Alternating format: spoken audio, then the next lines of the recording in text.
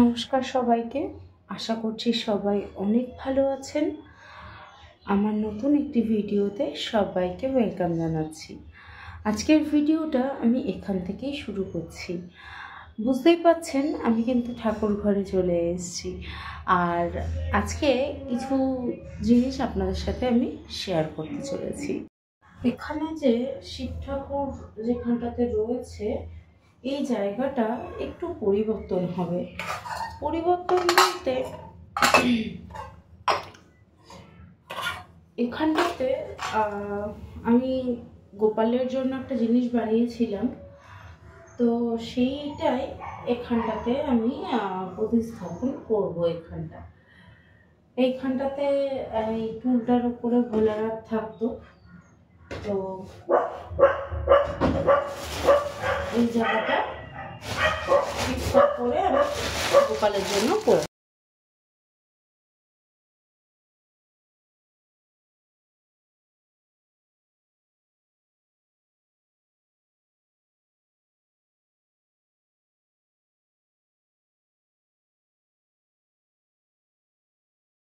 এইটা গোপালের জন্য বানিয়েছি। এখন কতটা জায়গা নেবে ঠিক মেজারমেন্টও নেই, দেখা যাক। না, একদম টাইটাই ঠিক জায়গায় এটা বসেছে। দেখুন তো কেমন হয়েছে এটা। এর আর একটা সিস্টেম করেছি, এই নিচটা খোলা যায়, এখানে ওর সমস্ত জিনিসপত্রগুলো আমি রাখতে পারবো, আবার এটাকে বন্ধ করে দেওয়া যায়। এটা আমার বাড়ির নিচে যে কাঠমিস্ত্রি আছে, সেই কাঠমিস্ত্রি দিয়ে আমি বানিয়েছি। সুন্দর করে একটুখানি এই জায়গাটাকে গোছাবো। অনেক দিনের ইচ্ছা ছিল এরকম কিছু একটা গোপালের জন্য বানিয়ে দেব, কারণ সবাইকে দেখি গোপালের খাট আলাদা রাখা থাকে, সমস্ত কিছু আলাদা আলাদা থাকে গোপালের। তো আমারও ইচ্ছা ছিল অনেক দিনের যে গোপালের জন্য এরকম কিছু একটা করব। অনেক দিনের পর বাবুনকে বলে এটা আমি বানিয়েছি। এটা পুরোটা না প্লাই দিয়ে বানানো, সুন্দর করে প্লাই কেটে প্লাই কাটিং করে এটা করা। কেমন লাগছে অবশ্যই কিন্তু কমেন্ট করে জানাবেন। আর আজকে ফার্স্ট টাইম আমি এরকমভাবে কথা বলতে বলতে ভিডিও করছি, এর আগে করিনি, জানি না কেমন হবে। সত্যি কথা বলতে এডিট করার সময়ের অভাবে না আমার ভিডিও করা মানে ভিডিও দেওয়া হয়ে উঠছে না। তারপর অনেকের ভিডিও যখন দেখি তখন ভাবি যে এরকমভাবে যদি ভিডিও করি বা এরকমভাবে যদি হয় ভিডিওগুলো, তো কীরকম হয়। আচ্ছা, এটা গেল। এরপর আরেকটা জিনিস আমি গোপালের জন্য কিনেছি, সেটা হচ্ছে এই যে শপসি থেকে নিয়েছি। শপসিতে গিয়ে আপনারা যদি বলেন যে বাল গোপাল খাট, তো এইরকম পাবেন। এই যে এটা কিনেছি গোপালের জন্য। কেমন হয়েছে দেখুন তো। এই যে এটা গোপালের জন্য এই খাটটা কিনে দিয়েছি। খাটটা ভীষণ সুন্দর, আমার তো খুব পছন্দ হয়েছে খাটটা। একদম মানে দেখে মনে হবে সত্যিকারের সেই আজকালকার দিনের যে পালঙ্কগুলো হয় না, ওই রকম দেখতে লাগছে। দেখুন, ভাবছি খাটটা উত্তর দিকে তো মাথা দিয়ে শুতে নেই বলে, তো সেজন্য পূর্ব দিকে মাথা দিয়ে শোয়ানোর মতো এইভাবে খাটটা রাখি। এইভাবে খাটটা থাকুক গোপালের, আর গোপাল ঘুম থেকে উঠে এখানে বসবে। এরকম খাটটা হোক, এইভাবে খাটটা থাক, নাকি খাটটা এরকমভাবে সাইডে রাখবো সেটাই বুঝতে পারছি না। কিন্তু উত্তর দিকে তো মাথা দিয়ে শুতে নেই, আমরা উত্তর দিকে মাথা দিয়ে শুই না। আর গোপাল যেহেতু আমার নিজের সন্তানের মতো, তো গোপালকেও তো সেইভাবেই আমি দেখি যে আমার সন্তান সে, তো তাকে কি করে আমি ইয়ে করি।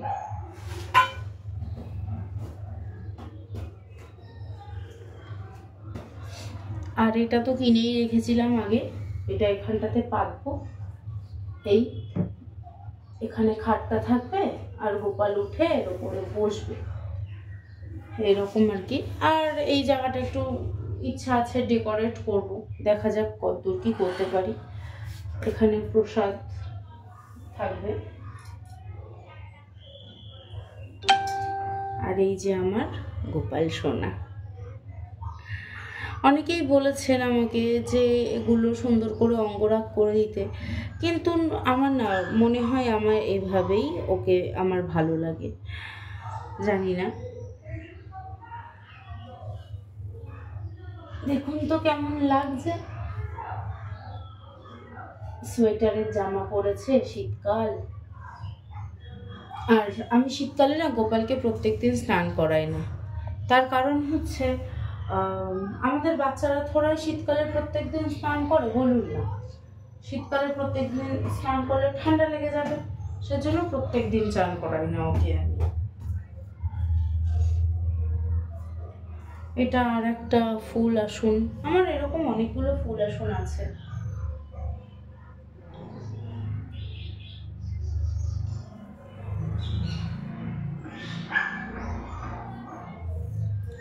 এখানে আর একজনকেও বিরাজমান করার আমার খুব ইচ্ছা, সেটা হচ্ছে এই যে ইনি হচ্ছেন আমাদের শ্রীকৃষ্ণরূপী জগন্নাথ দেব মহাপ্রভু।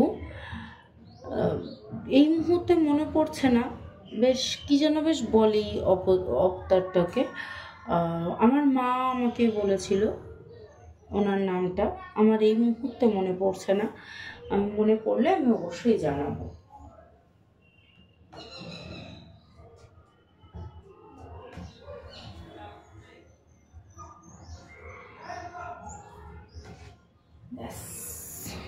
দেখুন তো কেমন লাগছে, সুন্দর লাগছে না? আজ যেন আমার গপুও হাসছে। একটু জুম করে দেখাই সবাইকে, দেখুন।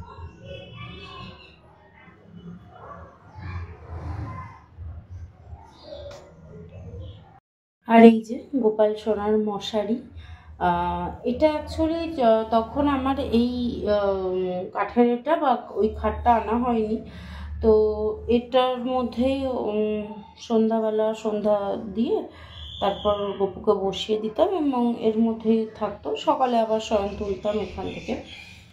এই মশারিটা এইটুকু বন্ধ করতাম, পুরোটা বন্ধ করতাম না, কারণ ছোট বাচ্চারা পুরো ভয় পেতে পারে, সেজন্য। আবার সকালবেলা হলে বিছানাটা পুরোটা এরকমভাবে খুলে তারপর গুটিয়ে রাখতাম, এরকমভাবে।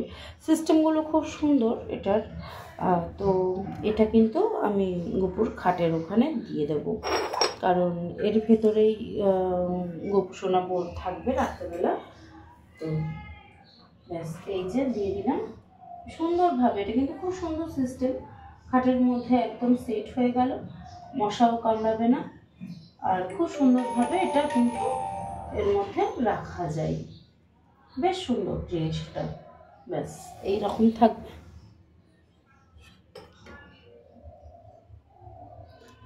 কোনো অসুবিধাই হবে না, সুন্দরভাবে জিনিসটা কিন্তু সেট হয়ে যাবে।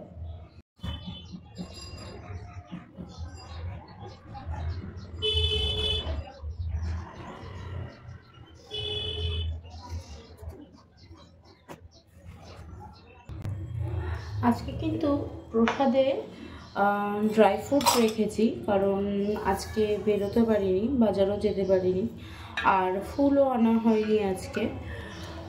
চেষ্টা করব আপনাদের সবার সাথে আমার নিত্য সেবা দেওয়ার যে ভিডিও, সেগুলো শেয়ার করার। আসলে কি হয়, তাড়াহুড়ো করে না হয়ে ওঠে না, সব কিছু তাড়াতাড়ি করে করি, কারণ মেয়ে আছে, মেয়ের টাইমে খাওয়া দাওয়ার ব্যাপার আছে, পড়াশোনা আছে, স্কুল আছে, তো সেই কারণের জন্য না হয়ে ওঠে না।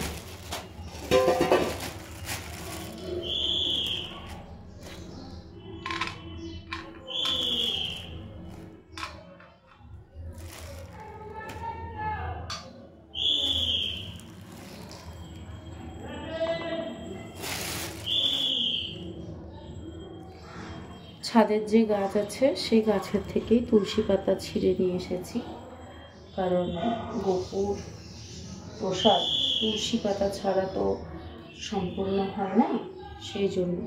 আগে দিতাম না তুলসী পাতা, জানেন, কিন্তু মাকে দেখি এখন দিতে, এখন না, মা বরাবরই দেয়।